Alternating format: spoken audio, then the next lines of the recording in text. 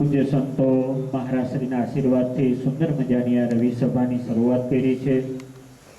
આજે આપણી આ 9મી રવિ સભા છે. ગયા જુલાઈ મહિનામાં આપણે રવિ સભાનો પ્રારંભ કરેલો.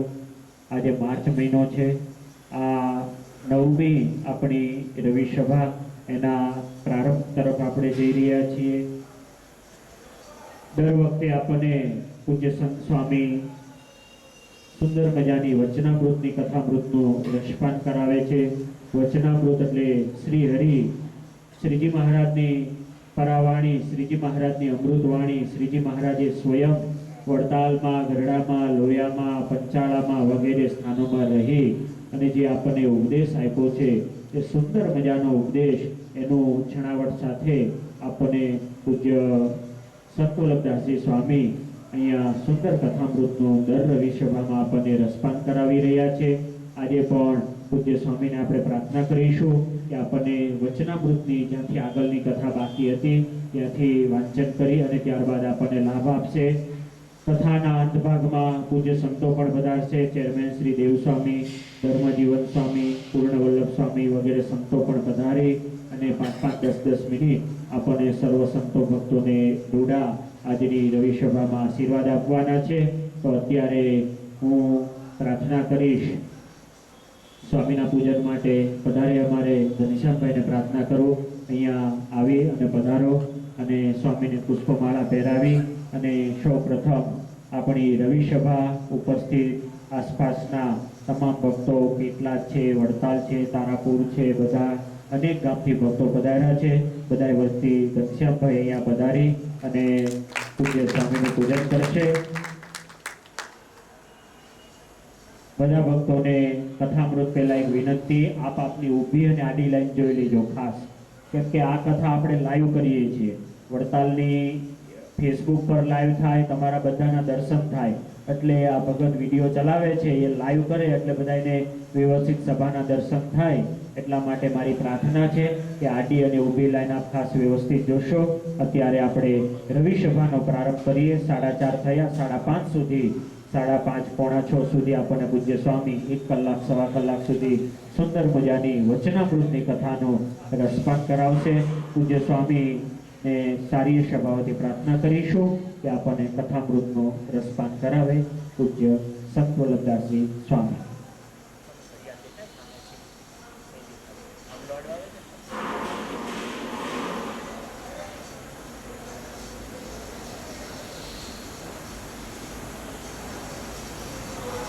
कर दे दो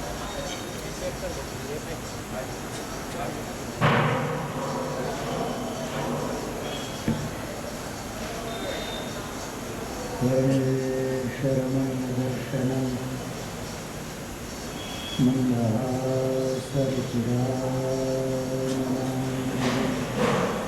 पूजितं सुरनरोत्तमे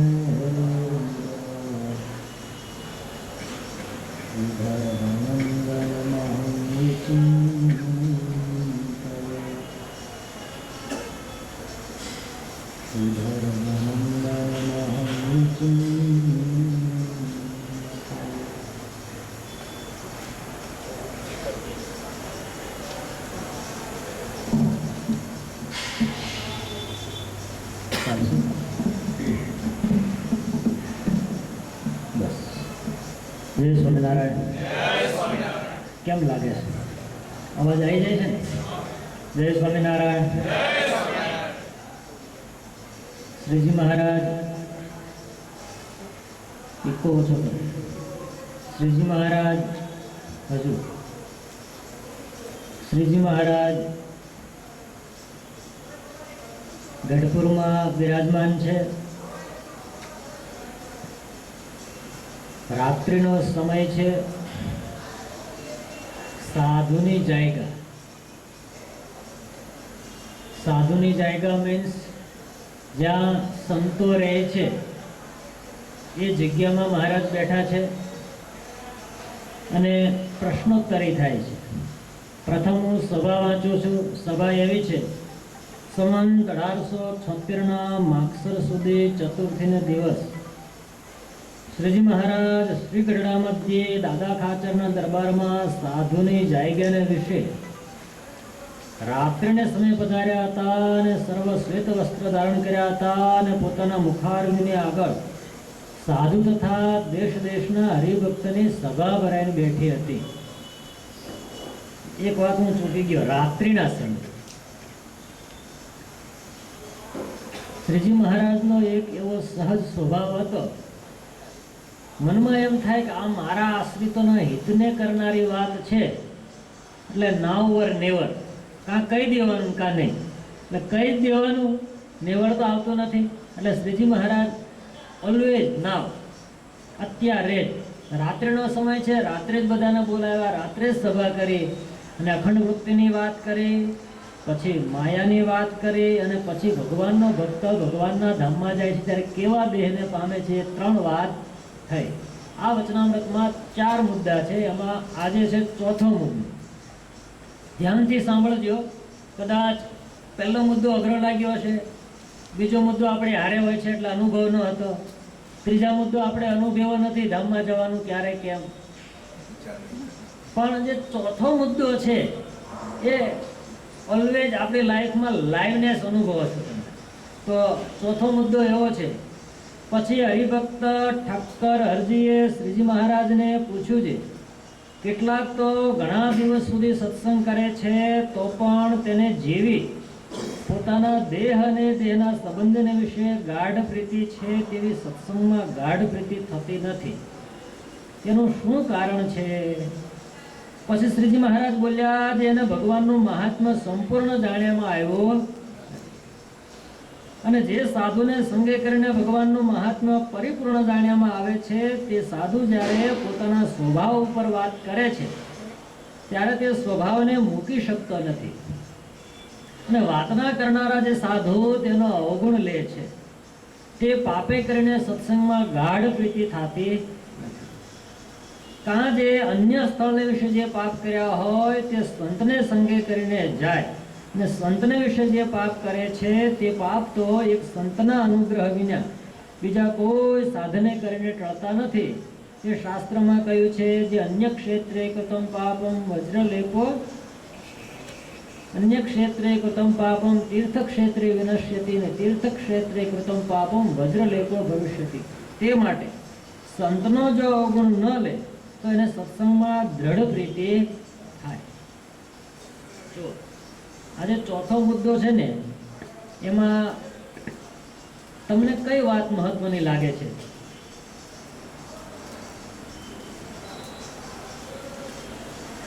કે રિપીટ વાંચું? ધ્યાનથી સાંભળો. આપણે કાંઈ પરીક્ષા નથી આપતા. એક સાચું પડે તો બીજું ખોટું પડે તો સાચું પડે, એના માર્ક જતા રહે એવી એક્ઝામ આવે અત્યારે. આપણે ખાલી ધ્યાનથી સાંભળો.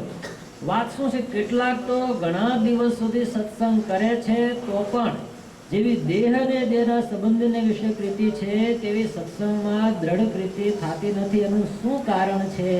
આ પ્રશ્ન છે, બરાબર છે? હવે એનો જવાબ છે, મહારાજ કહે છે એને ભગવાનનું મહાત્મ્ય પરિપૂર્ણ જાણ્યામાં આવ્યો નથી. ભગવાનનું મહાત્મ્ય પરિપૂર્ણ જાણ્યામાં આવ્યું નથી. અને જે સંતને સંગે કરીને ભગવાનનું મહાત્મ્ય પરિપૂર્ણ જાણ્યામાં આવે એ સંત જ્યારે એના સ્વભાવ ઉપર વાત કરે ત્યારે તે વાતને અવળી લે છે, અવગુણ લે છે. તે પાપે કરીને સત્સંગમાં દ્રઢ પ્રીતિ થતી નથી. કેમ? જે અન્ય સ્થળ વિશે જે પાપ કર્યા હોય તે સંતને સંગે જાય અને સંતને સંગે પાપ કરે તે વજ્રલેપ થાય. એનો અનુસંધાનમાં મારા સ્કંદ પુરાણનો શ્લોક બોલ્યા, અન્ય ક્ષેત્રે પ્રથમ પાપમ તીર્થ ક્ષેત્રે વિનશ્યતિ, તીર્થ ક્ષેત્રે કૃતમ પાપમ વજ્રલેપો ભવિષ્ય. આમાં કયા કયા મુદ્દા આવ્યા? તમને કઈ વાત મહત્વની લાગે છે? તુષાર ભગત? ભગવાનનું મહાત્મા. ઓ પરફેક્ટ, આમ કહેવાય ને કે આમ સાગરના તળિયેથી મોતી સુધી લાવે એવી વાત કરી. તાળીઓથી વધાવો. તમને કઈ વાત પકડાય છે આમાંથી? ખ્યાલ આવ્યો તમને? તમને સત્સંગ કરવો એવું સત્સંગ મળે સાંભળીને સંતોના સંગે કરીને પ્રીતિ કરવી. ગોવિંદભાઈ, એન્જિન શું કહે છે?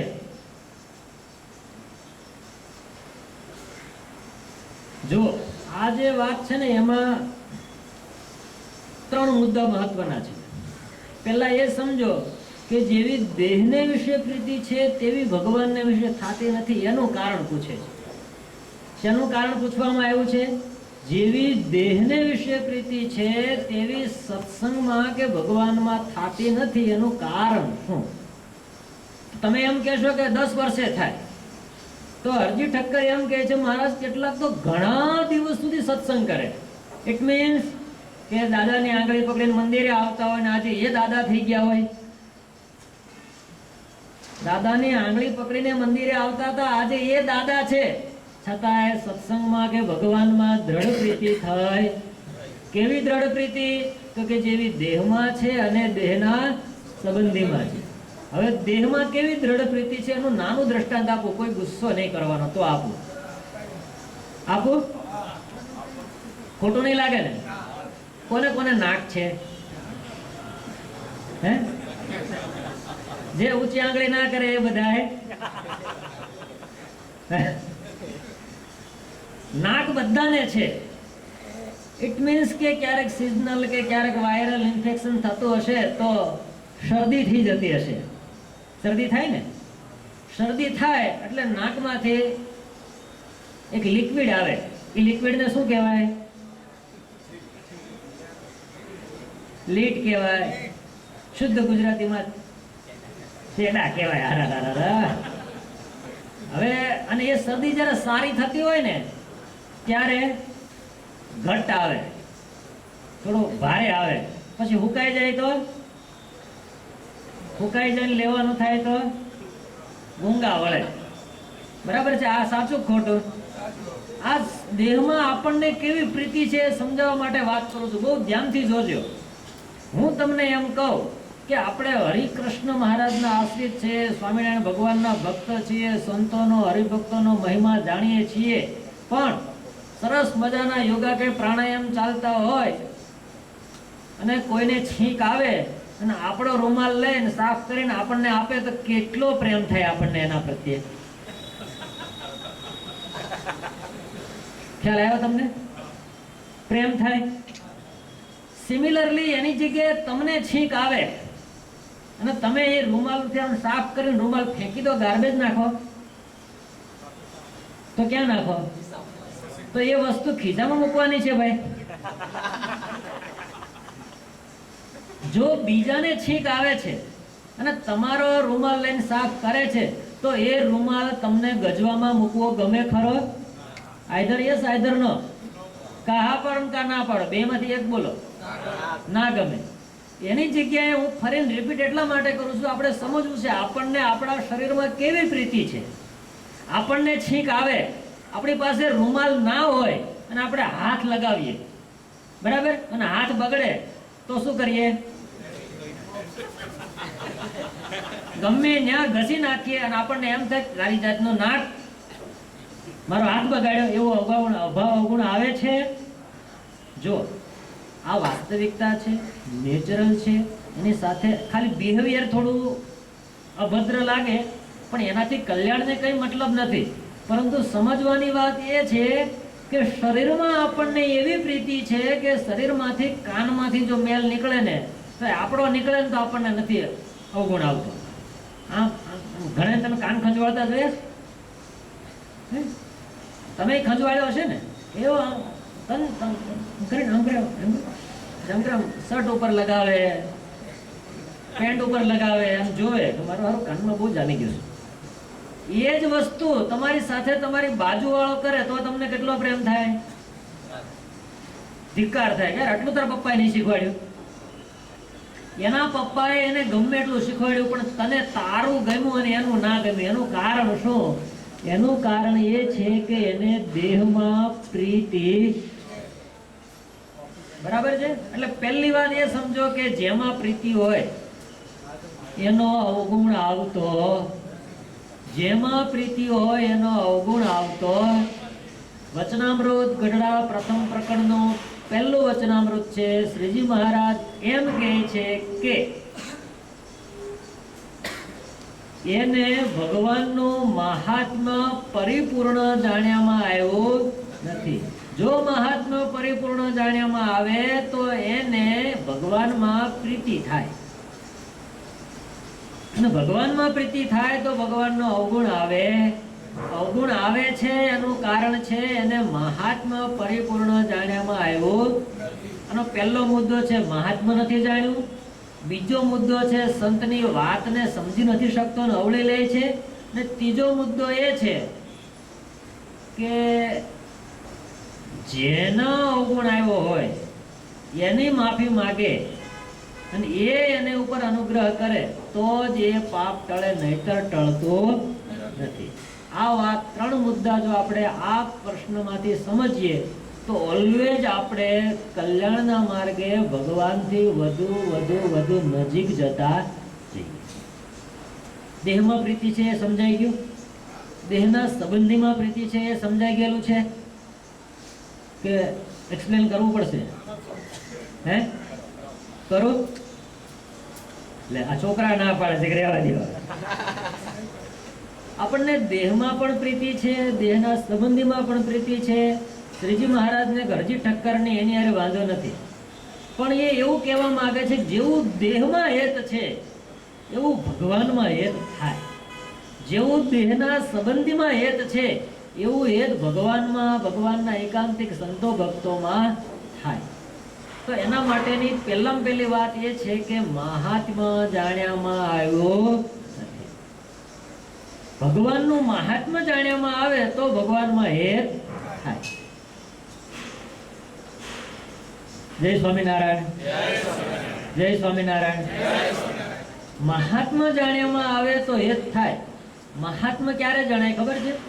શ્રીજી મહારાજ વચનામૃતમાં એમ બોલ્યા કે જેની રાખી પૃથ્વી સ્થિર રહી છે, જેની રાખી પૃથ્વી સ્થિર રહી છે, જેની આજ્ઞાએ કરીને પાળ વિનાનો સમુદ્ર મર્યાદા મેલતો નથી.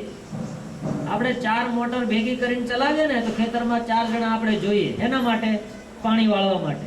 સમુદ્રમાં કેટલું પાણી છે તો ત્યાં કોઈ પાળા બનાવે છે? તો ભગવાને કેવી સૃષ્ટિની રચના કરી છે કે નહીં કાંઈ, નહીં આ, નહીં તે, નહીં પાળી, નહીં ખાડો, ઓટોમેટિક પાણી છે એ એની મર્યાદા છોડતું નથી. સૂર્યની, ચંદ્રની કળા વધઘટ થાય છે. બોલો કોણ સેટિંગ કર્યો છે? આજે હમણાં તમને ખ્યાલ હોય તો એવી લાઇટો નીકળી છે કે તમે ટાઈમ સેટિંગ કરી દો એટલે સાંજ પડે, અંધારો થાય એટલે લાઇટો ચાલુ થઈ જાય, સવારે સૂર્યોદય થાય એટલે લાઇટ થઈ જાય બંધ. આ કોણે કર્યો? ટેકનોલોજીએ, માણસે કર્યું. તો આપણે ખુશ, અમારે તો લાઇટ બંધ નહીં કરવાની, ચાલુ નહીં કરવાની, એની નીચે બધું થઈ જાય. મહિમા થયો ને કે નહીં? હવે ભગવાને સૂર્ય ચંદ્રની કળા વધઘટ થાય છે. ચંદ્રની કળા કેવું ગોઠવ્યું છે? ગોઠવ્યું છે તો આપણને એમ થાય છે ભગવાને કેવું સરસ મજાનું સેટિંગ કર્યું છે. હવે વિચાર આવે તો ભગવાનનો મહિમા ઓટોમેટિક સમજાવવા. ચોમાસું આવે એટલે વરસાદ થાય, શિયાળો આવે એટલે ઠંડી લાગે, અને ઉનાળો આવે એટલે ગરમી થાય. ઋતુ પ્રમાણે ફળ આવે. જો હવે 15 દિવસની અંદર કેરી આવશે, એ સરસ મજાની રત્નાગીરી હાફૂસ હોય, તલાવા ગીરની કેસર હોય, અને જો ઠાકોરજી માટે રસ કાઢવા બેઠા હોય, સંતોએ કીધું એક સભાને વાર છે, ચાલો કેરી ગોળવા બેસી જાઓ. એ કેરી ગોળીને હાથ ધોઈને આવો ને, ગૌમુખીમાં નાખ્યો હોય ને તો સુગંધ એની આવે. એનું કારણ કે ભગવાને એની અંદર કેવી સરસ મજાની એક સુગંધ મૂકી છે. ટેસ્ટ બી છે અને સુગંધ બી છે. આપણે ગમે એટલી મહેનત કરીએ ના થાય. ભગવાન નક્કી કરે તો જ આંબામાંથી કેરી નીકળે. બોલો, તમે આખો આંબો કાપી નાખો, ક્યાંયથી કેરી નીકળે? અને ભગવાન નક્કી કરે તો ડાળીઓ તૂટી જાય એટલી કેરીઓ આવે. તો ભગવાને સરસ મજાની સૃષ્ટિની રચના કરી છે. એ જો ભગવાનનું મહાત્મા સમજીએ તો મહારાજ એમ કહે છે કે ભગવાનને વિશે પ્રીતિ. હવે આને ઊંધું કરો. આપણે સગા સંબંધીનું દેહનું મહાત્મા જાણીએ છીએ એટલે એમાં પ્રીતિ છે. આપણને નાકનો મહિમા છે એટલે નાકનો અવગુણ આવતો. આપણને કાનનો મહિમા છે એટલે કાનનો અવગુણ આવતો નથી. બહુ શરદી થઈ જાય તો નાક કાપીને બાજુ મૂકી દઈ. કેમ ભાઈ? એ તો સહન કરવાનું હોય. દવાખાને જઈ આવાય, 15 દી મહિનો થાય, સારું થઈ જાય, એને કઈ નાક કાપીને મૂકી દેવાય નહીં. કેમ? તો કે નાક છે તો આપણે છીએ. નાક કપાવીને આપણે થોડું ફરાય. એટલે નાકને આપણે આપણી શોભાના ભાગ રૂપે સાચવીએ છીએ. બાકી સુગંધ તો કાનામાંથી આવવાની, તો એમનું નાક કાપી નાખો તોય આવે. બોલો, તો હું કામ આપણે નાકને સાચવવાનું? કહેવાનો ભાવ, એનો મહિમા આપણને છે એટલે આપણે એના ઉપર એનો કોઈ અવગુણ જોતા.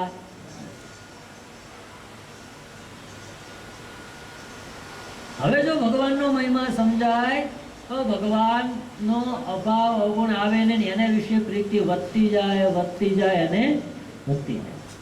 હવે શ્રીજી મહારાજ આ વચનામૃતમાં આગળ એમ કહે છે કે અવગુણ આવે છે. ક્યારે આવે છે? પહેલી વાત એ સંતના મહિમાને જાણતા નથી. સંત, હું વાંચું ભાઈ, અને જે સાધુને સંગે કરીને ભગવાનનું મહાત્મ્ય પરિપૂર્ણ જાણ્યામાં આવે તે સાધુ જ્યારે સ્વભાવ ઉપર વાત કરે ત્યારે તે સ્વભાવને મૂકી શકતો નથી ને વાતના કરનારાનો અવગુણ લે છે. પકડાય તો પકડજો.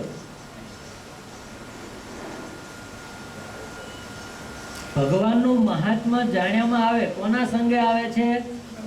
સંતના સંગે કરીને ભગવાનનું મહાત્મ્ય જાણ્યામાં આવે છે. સ્વભાવ આપણો છે, વાત સંત કરે છે. એને એમ ખબર છે કે આ વાત છે એને ભગવાનમાં હેત થવા દેતી નથી, એટલે આપણને એ વાત ઉપર ટોકે છે, રોકે છે, ખીજાય છે, કાઢી મૂકે છે, અપમાન કરે છે. એ સમયે આપણને સંતનો મહિમા નથી સમજાતો અને સંતનો અભાવ અવગુણ આવે છે. જો મહિમા સમજાઈ જાય તો વાત સારી લાગે. વાત સારી લાગે તો સત્સંગમાં આગળ વધીએ અને ભગવાનમાં પ્રેમ થાય. જય સ્વામિનારાયણ. જય સ્વામિનારાયણ. હમણાં લગ્નની સિઝન ગઈ. કોની કોની ઘેર કંકોત્રી આવી હતી? મારી નહીં હો. પત્રિકાઓ આવી હોય ને તો ક્યાંક તો ગયા હશો ને. તો મેકઅપ બેકઅપ ચાલતું હોય કે ના ચાલતું હોય? મેકઅપ જે કરતો હોય એનું કામ શું છે? મારો સવાલ છે તમને. મેકઅપ કરાવવા તમે જ્યારે જાઓ છો ત્યારે મેકઅપ કરનાર વ્યક્તિની ફરજમાં શું આવે? મને કોણ કહેશે? Yes, perfect. તાળી પાડો. માણસ કાળો હોય, ગમે એવો હોય, ખીલ હોય તો એના પર એવું ટચિંગ કરે કે એ દિવસે તો તમને એમ લાગે પરફેક્ટ. સ્કિનમાં જે મેનેજમેન્ટ બધું જ કરી આપે. કોણ? મેકઅપ કરવા વાળા.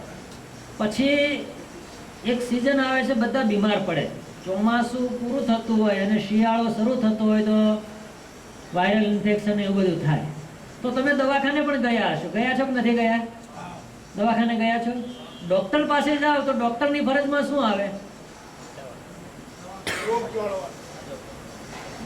ઇન્જેક્શન મારવાનું. હે?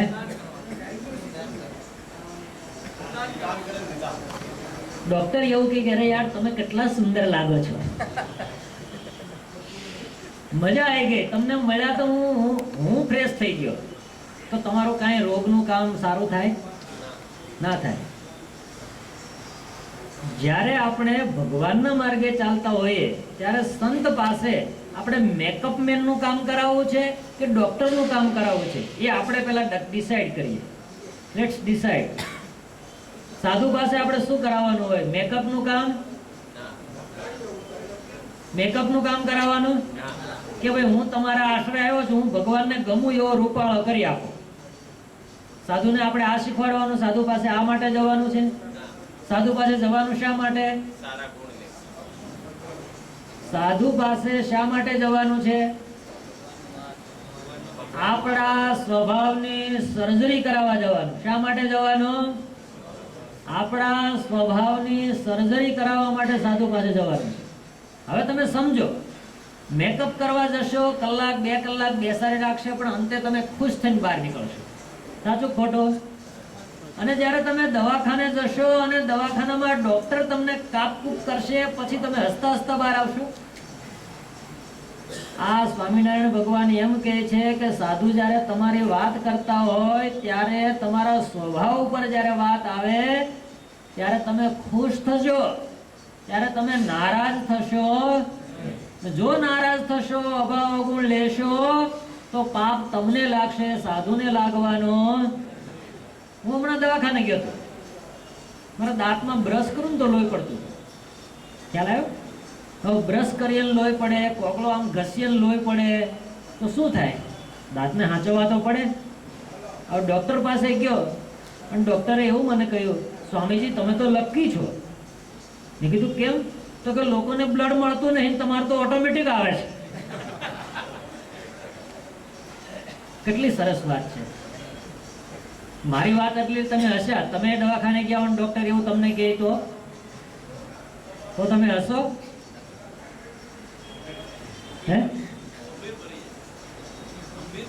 ગંભીર બની જઈએ કે આ ડૉક્ટર શું બોલે છે.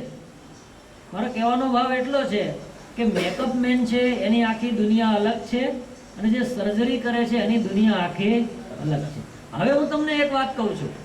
મહારાજ એમ કહે છે ભગવાનનું મહાત્મ્ય જાણ્યામાં આવે ત્યારે ભગવાનમાં પ્રીતિ થાય છે, અને ભગવાનનું મહાત્મ્ય સંતના સંગે કરીને જાણ્યામાં આવે છે.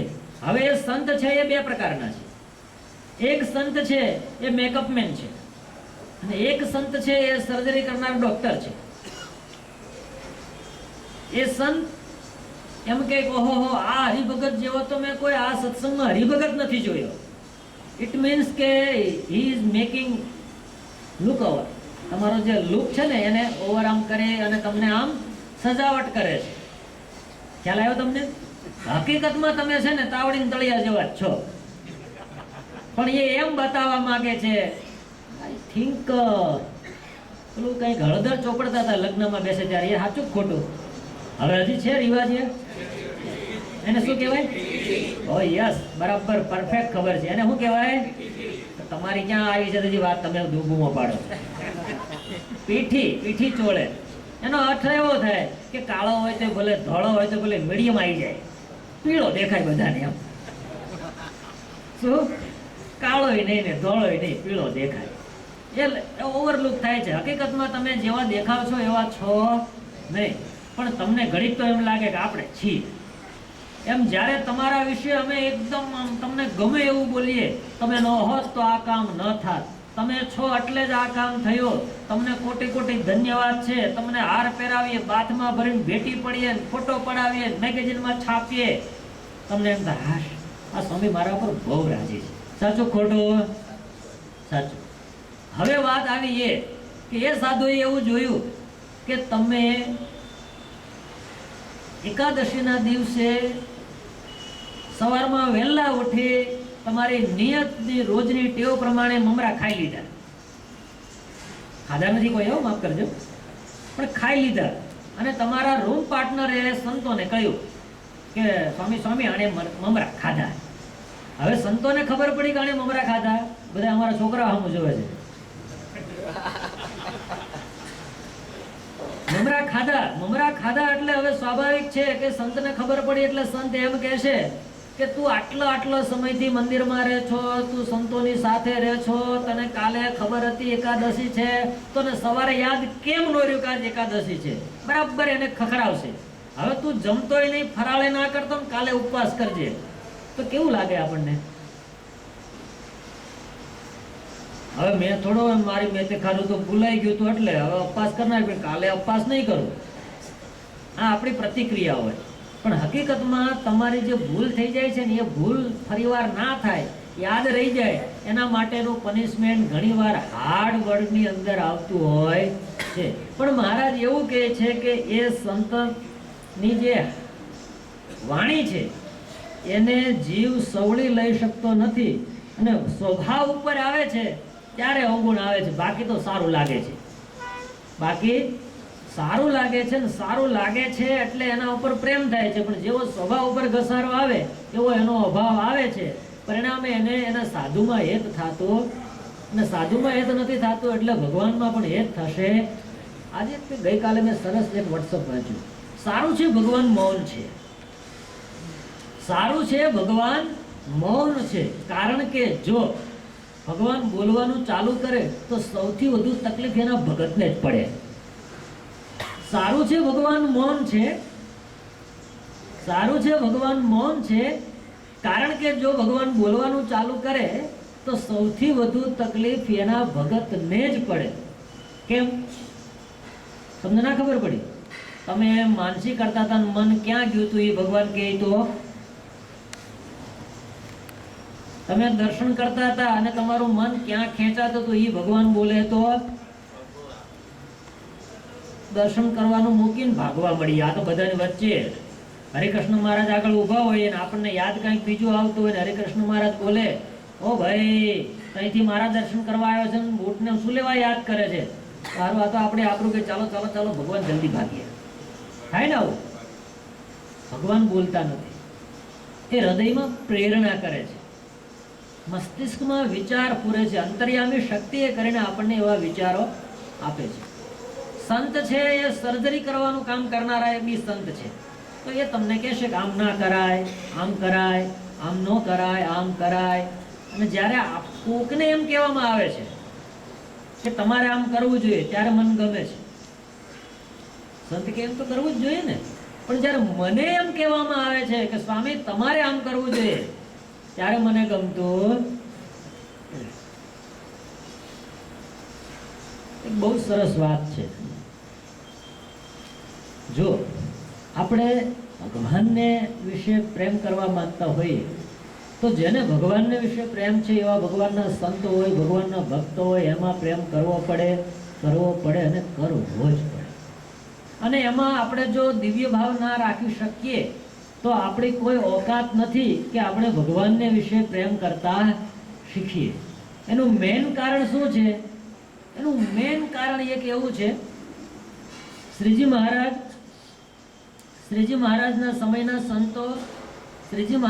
સમયના સંતો હરિભક્તોની જે આખી જીવન ગાથાઓ છે એનો તમે અભ્યાસ કરો તો તમને ખ્યાલ આવે કે આ સત્સંગ એ રોકવા ટોકવાનો સત્સંગ છે. શેનો સત્સંગ છે? રોકવા ટોકવાનો સત્સંગ છે. રોકવા ટોકવાનો સત્સંગ એટલે સાધુ હોય એ હરિભગતને કે તમારે આમ નહીં કરવાનું, હરિભગત હોય એ સંતને હાથ જોડીને એમ કે સ્વામી આપણે આવું ના કરીએ તો મંદિરની શોભા વધે. આવું આ સત્સંગનું અરસપરસ રોકવા ટોકવાનું એક ફાઉન્ડેશન છે. મારા ગુરુજી ઘનશ્યામ પ્રકાશ સ્વામી છે એ બહુ જ્યારે નાના હતા ત્યારે ખંભાતમાં પૂજા કરતા હતા ઘનશ્યામ મહારાજ. ખંભાતના હરિભક્તો છે, આસપાસના એક બાપાલાલ કરીને હરિભગત હતા, ઓળખતા હશો, નામ સાંભળ્યું હશે તો તમને ખ્યાલ હશે. સંતો ગાતરિયું પહેરે પછી આ ખેસ્યું હોય ને એને આમ ગઢ પાડીને આમ ખંભે નાખી અને જતા હોય. એ જમાનામાં ઘનશ્યામ મહારાજની પૂજા કરીને નીચે ઉતરતા હતા તો બાપાલાલ હતા નહીં જોઈ ગયા, એને બૂમ પાડી, અહીંયા સાધુ. કોનો સાધુ છે? કે નંદ સ્વામીનો. કે આ પટકો નાખતા એણે શીખવાડ્યું તને? ચાલ ખેસ્યું હરકું ઓઢી લે. કે ખેસ્યું ખેસ જ છે ને, આમ ઓઢીને સરસ લાગે તો કેવો સરસ લાગે કે સ્વામિનારાયણના સંસાર્યા જતા એવું લાગે ને. ખેસ્યું ઓઢાયું, ખેસ્યું ઓઢી લીધું, પણ પછી ગુરુજી મને એવું કહેતા હતા કે મને એટલી બીક લાગે કે હું આમ નીકળું તો જોઈ લો બાપાલાલ છે. હજી ઉંમર નાની હતી, બહુ નાનપણમાં એ સંત થઈ ગયેલા. પૂજા કરવા જવું હોય તો જોઈ લો બાપાલાલ બેઠા છે. એ વાત અમને સંતોની કથામાં ઘણી વાર એમણે કરી. કહેવા શું માગે છે કે હરિભગત પણ કંઈક આપણી ભૂલ થતી હોય તો આપણને રોકી ટોકી શકે છે. આ સત્સંગનો નિયમ છે. જ્યારે સંત છે એ એમ જોવે કે આ જીવ ભગવાનના માર્ગે આગળ નથી વધતો, પાછો પડે છે, ત્યારે એ પણ રોકી ટોકી શકે છે. એના બે દ્રષ્ટાંત આપીશ. શ્રીજી મહારાજના સમયની વાત છે, જુનાગઢ મંદિરની વાત છે. જુનાગઢ મંદિરની બાજુમાં એક સરસ મજાની લાકડાની ધર્મશાળા, આપણે વડતાલમાં જેમ સભા મંડપ છે લાકડાનો, તો તમે જુનાગઢ દર્શન કર્યા હશે તો ખ્યાલ હશે, ત્યાં સભા મંડપ છે, લાકડાની હવેલી કહેવાય છે. ત્યાં ગુણાતીતાનંદ સ્વામી બેઠા છે. આપણે કેમ ભોજનાલયમાં બેઠા છે એમ સ્વામી સભા મંડપમાં બેઠેલા. અને સભામાં ત્યારે માઇક તો હતા નહીં, એટલે સહજ શાંતિથી ગુણાતીતાનંદ સ્વામી શ્રીજી મહારાજના ચરિત્રોની ઐશ્વર્યની વાતો કરતા હતા. માઇક વગર બધાને સંભળાય એના માટે બધા નજીક નજીક બેઠા હોય, પણ અમુક થી વધારે અવાજ તો નીકળવાનો નથી, એટલે જેટલી શાંતિ હોય એટલો અવાજ વધારે સંભળાય. એટલે વાત એવી બની કે સ્વામી તો એ તમારે આમ બ્રહ્મકુમારી ભરી વાતો કરતા હતા, એમાં ધીરે ધીરે આમ કરડ કરડ અવાજ આવે. એટલે ગુણાતીતાનંદ સ્વામી સભાની વચ્ચે ચાલુ કથાએ એમ બોલ્યા, આ સભામાં બેન કોણ કૂતરાનું હાડક્યું કરડે છે? સ્ટ્રોકિંગ ન્યૂઝ. સભાની અંદર હાડક્યું કોણ કરડે છે? હવે જે વ્યક્તિના કારણે અવાજ આવતો હતો એ વ્યક્તિ સિવાય કોઈ અવાજ સમજી ના શકે. ખ્યાલ આવ્યો તમને? અને એ વ્યક્તિ એટલે એવી વ્યક્તિ કે એ જમાનામાં રાજાને પૈસા જોઈએ તો એને પૈસા આપી શકે એવી સક્ષમ વ્યક્તિ. એને એ જમાનામાં લખપતિ કહેવાય. લાખો રૂપિયા એની પાસે. ભાવનગરના રાજા હોય એને એમ થાય કે 5-15 લાખની જરૂર છે તો એ બોટાદ નજર કરે, શિવલાલ શેઠને યાદ કરે કે મહાજન પૈસાની જરૂર છે, તો એ સરકારને પૈસા ધીરે આવો માણસ એ સભામાં બેઠેલો, એના મોઢામાં સોપારીનો કટકો હતો. તમે સોપારી ખાધી જ ક્યારે? જય સ્વામિનારાયણ. सुपारी खाई है? वो तोड़ के खाई कि आखी आखी? तोड़ के खाई ना, उसमें आवाज नहीं आती. वो पुराने जमाने में क्या था कि 8-10 टुकड़े कर देते हैं और उसका टुकड़ा है ना, तो टुकड़ा मुंह में रखते हैं, यूं यूं उसको चबाते हैं ना, तो आवाज अच्छी नहीं निकलती कभी कभी. तो अवाज આવ્યો એટલે સ્વામી આવું બોલ્યા. અને જે સરકારને પૈસા આપતો હોય એ માણસનું સ્ટેટસ કયું હોય? આપણા સ્ટેટસની આપણને ખબર હશે. બૈરું માગે તો નથી આપી શકતા.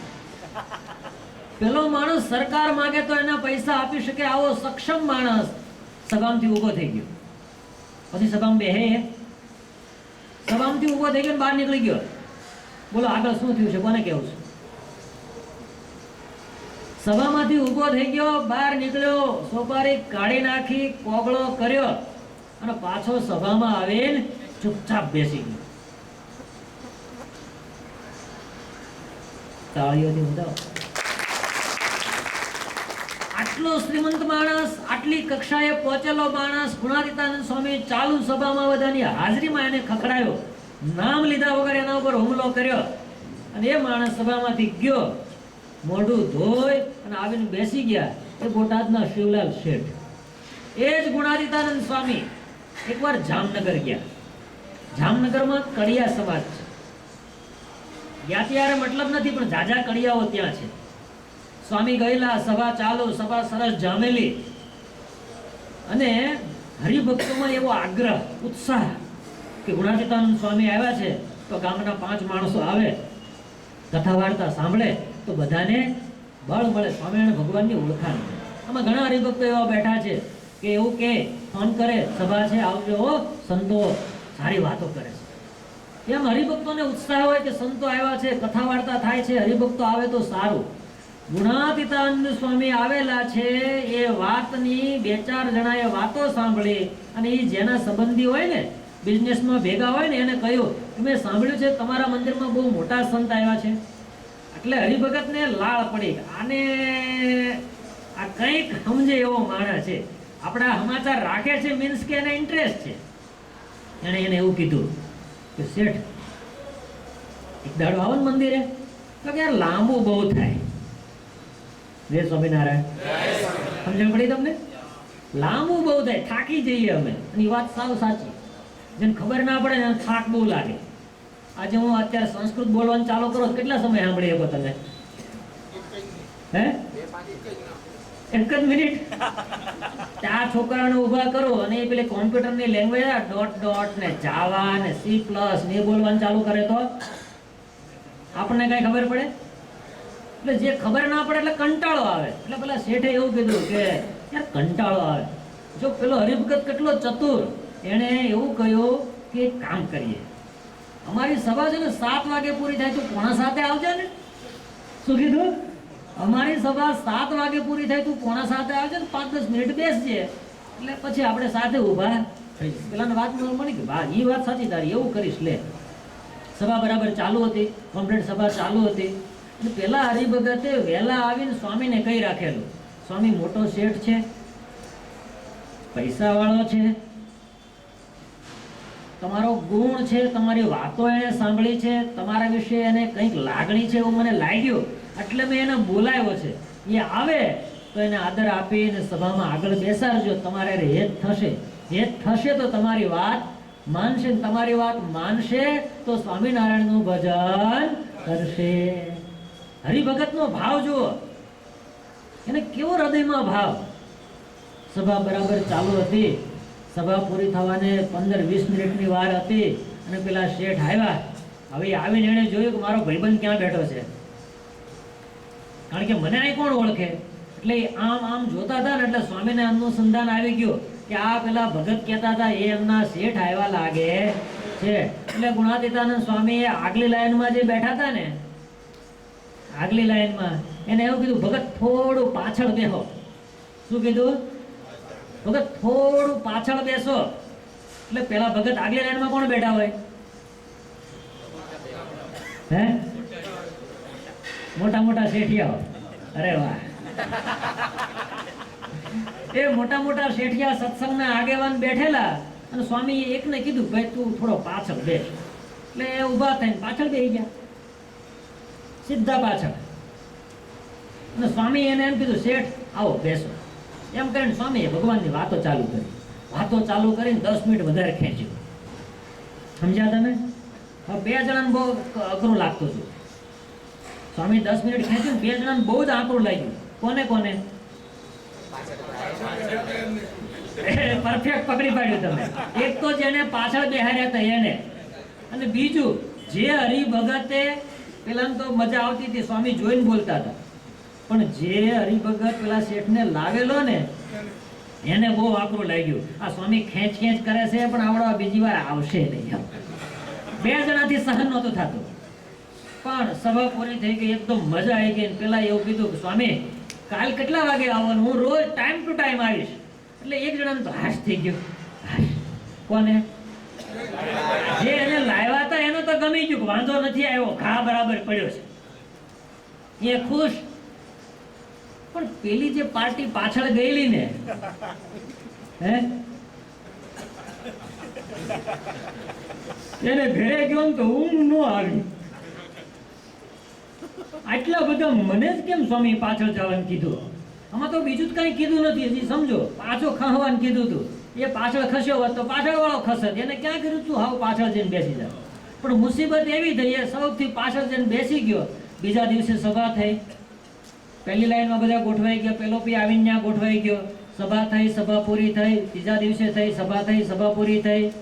3 દિવસ સુધી સ્વામીએ પેલા ભાઈને જોયા નહીં. તો હાવથી પાછળ બે કેવી રીતે ખબર પડે? એટલે સ્વામીએ પૂછ્યું, પેલા શેઠ નથી આવતા?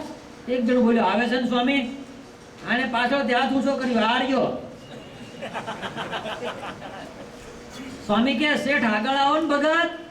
ના ના, અમે અમારી જગ્યાએ બરાબર છે સ્વામી. ઓ તારી ભલી થાય. ગુણાતીતાનંદ સ્વામીને મનમાં એમ થયું કે એકને સત્સંગનો ગુણ લાવવા ગયા, આમાં કોઈને કઈ કહ્યું તો નહોતું. હવે કોઈક આગેવાન માણસ આવે અને આપણને ખબર હોય કે આને નિરવું પડે એમ છે તો નિરવું પડે માન. સમજ્યા? કોઈકને માન દેવું પડે એમ હોય તો દેવું પડે. બધી જગ્યાએ એવું ન હોય છોકરા આગળ બેઠા હોય તો હાલે. પેલાને તો બરાબર નું લાગી ગયું. સ્વામી એ સભા પૂરી થઈ ગઈ ને પછી એને બોલાવ્યા અને એમ કીધું, જો ભગત, એ તો જગતનો જીવ છે, એને માનપાન જોઈએ. આપણે તો ભગવાનના આશ્રિત છીએ, આપણે તો ભગવાનના ભક્ત છીએ, આપણે આવું મનમાં ના રખાય. અરે સ્વામી, તમારે જેવા સાધુ કે મનમાં કાંઈ હોતું હશે, પણ હવે અમે પાછળ બરાબર છીએ. હવે એ સ્વામીને મહિમા સમજાવે. સ્વામી કે ભગત, મારી ભૂલ થઈ ગઈ. અરે સ્વામી, તમે તો કેવા મહાન સંત, તમારી ભૂલ થતી હશે, તમે થોડા ભૂલ કરો. ભૂલ તો અમે નાના જીવ કરીએ. સ્વામી કહેતો કાલથી તમારી જગ્યાએ બેસજો. હા સ્વામી, તમે બરાબર વાત કરી, મારી જગ્યા તમે આપીને એ જ મારી જગ્યા છે, હવે એ ફરે નહીં કે. અને સત્સંગનો ઇતિહાસ એમ કહે છે કે આખી જિંદગી એ માણસ કોઈ દી સભામાં આગળ ના બેઠો. કેમ? કેમ? વટને ખાતર, એમ કે મને કેમ કહ્યું પાછળ જવાનું. હવે કદાચ હકીકત તો મારા મત પ્રમાણે તો એવું શક્ય છે કે સ્વામીને વિશ્વાસ હશે કે આને પાછળ ખસવાનું કહું તો વાંધો આવશે, પણ સારું અવળું નીકળ્યું. એટલે આ નાની એવી વાત છે, પણ એને વિશ્વાસ ના આવ્યો, એને અવગુણ આવ્યો. હવે એને સ્વામી કથા કરતા હોય તો આનંદ આવે? આવે? આનંદ નો આવે. કથા વાર્તામાં જીવ ના ચોંટે તો એને ભગવાનમાં હેત થાય. એટલા માટે અહીંયા શ્રીજી મહારાજ એમ કહે છે કે ભગવાનનું મહાત્મ્ય પરિપૂર્ણ જાણ્યામાં આવ્યો. પહેલો પોઈન્ટ છે મહાત્મ્ય જણાણું. હવે નથી જણાણું મહાત્મ્ય તો પછી બીજો સવાલ એવો થાય, મહાત્મ્ય કેવી રીતે જાણવું? તો શ્રીજી મહારાજ એનો ઉત્તર આપમેળે આપે છે કે ભગવાનનું મહાત્મ્ય જાણવા માટે શું કરવું? સંતનો સમાગમ કરવો. સંતનો સમાગમ કરીએ, સંતનું મહાત્મ્ય જાણીને કરીએ તો ભગવાનનું મહાત્મ્ય જણાય છે. જુઓ, આ બીજો પ્રસંગ આ જુનાગઢનો હતો, એક જામનગરનો હતો. હવે હું તમને ગઢડાની વાત કરું. તમે ગઢપુર દર્શન કર્યા છે? ગઢપુર દર્શન કર્યા છે? મંદિરની પાછળ દરબારગઢ છે, ત્યાં ગયા છો? એ દરબારગઢનું ધ્યાન કરો. એ દરબારગઢની વચ્ચે લીમડો છે એને જોયો છે? એ લીમડા નીચે શ્રીજી મહારાજ બેઠા છે. એક બાજુ ભગુજી ઊભા છે, એક બાજુ રતનજી મિયાજી ઊભા છે, મૂળજી બ્રહ્મચારી પાછળ ઊભા ચામર ઢોળે છે. બ્રહ્માનંદ સ્વામી આગળ બેઠા છે, મુક્તાનંદ સ્વામી બેઠા છે, ગોપાળાનંદ સ્વામી દાદા ખાતરે સરસ મજાની સભા ભરાઈને બેઠી છે. અને બ્રહ્માનંદ સ્વામી સરસ મજાના કીર્તન ગાય છે. તારા મુખની લાવણ્યતા મીઠી રે મોહન. એક સરસ મજાના કીર્તન બ્રહ્માનંદ સ્વામી ગાય છે ને સભા ડોલે છે. એમાં એક હરિભગત આવ્યા, એને ધીરે મહારાજને પગે લાગીને પૂછ્યું, મહારાજ તમે એમ કહો છો કે મારો હરિભગત ખોટું ના બોલે, તો તમારા સાધુ કેમ ખોટું બોલે છે? સીધી ને એમ કહેવાય ને સ્ટ્રાઇક, સર્જિકલ સ્ટ્રાઇક, બરાબર છે, સીધું જ કાપી નાખ્યું. મહારાજ તમે એમ કહો છો કે મારો હરિભગત હોય એ ખોટું ના બોલે, તો તમારા સાધુઓ કેમ ખોટું બોલે છે? મહારાજે બ્રહ્માનંદ સ્વામી કીધું, સ્વામી રાખો, તો તમારા ઉપર આળ આવ્યું સંતો ઉપર. એટલે મહારાજને એમ કે મનમાં કંઈક તકલીફ થઈ હશે, કોઈ સાધુ કંઈક બોલ્યા હશે. એટલે પેલાને મહારાજે એમ કીધું કે ભાઈ શું તને એવું લાગ્યું કે મારા સાધુ ખોટું બોલ્યા? મહારાજ બીજું કાંઈ નહીં, પણ તમને જોઉં છું ને તો એ જો સરસ મજાનું ઉપડતું ભાલ છે, માથે છોગલાવાળી પાગ છે, અને કાનમાં નાના મોટા કુંડળ પહેર્યા છે, ધોતિયું ઓઢ્યું છે ને ધોતિયું પહેર્યું છે. અને આ બ્રહ્માનંદ જ્યારે હોય ત્યારે કહે છે, એવી ત્રિભુવનમાં નવ દીઠી રે મૂર્તિ મરમાળી. મેં તમારા કરતા રૂપાળા જોયા છે. કોને કહે છે? કોને કહે છે? મહારાજ તમારા કરતા રૂપાળા મેં જોયા છે. અને આ બ્રહ્માનંદ એવું કહે છે કે ત્રિભુવનમાં નવ દીઠી મૂર્તિ મરમાળી. તે સાધુ થઈને ખોટું સીધ બોલતા હશે. હવે આમાં તો મહારાજે અવાજ થઈ ગયા. હવે શું કેવું? મહારાજ કે આ મામલો છે ને એમાં અમારે પડાય એવું. મહારાજ કે એ તમે સંતોને મળી લેજો. બ્રહ્માનંદ સ્વામીને તરત પૂછ્યું ધીરે રહીને કે સ્વામી સચ સચ બતા દો, બાર બાર ગલત ક્यों બોલતે હો? બ્રહ્માનંદ સ્વામી કે ભાઈ જો મને જેવું દેખાય છે એવું હું બોલું છું. અને એ તો વાત સાચી છે ને, જેમાં હેત થાય એ કાળો હોય તો કાળો દેખાય, હે? જેમાં હેત થાય એમાં કંઈક તકલીફ હોય તો આપણને દેખાય ના દેખાય? બ્રહ્માનંદ સ્વામીને શ્રીજી મહારાજમાં હેત હતું. બ્રહ્માનંદ સ્વામીને શ્રીજી મહારાજમાં હેત હતું. બ્રહ્માનંદ સ્વામી મહારાજને જોવે એટલે ગાંડા ગાંડા થઈ જાય. પ્રેમાનંદ સ્વામીને શ્રીજી મહારાજમાં હેત હતું.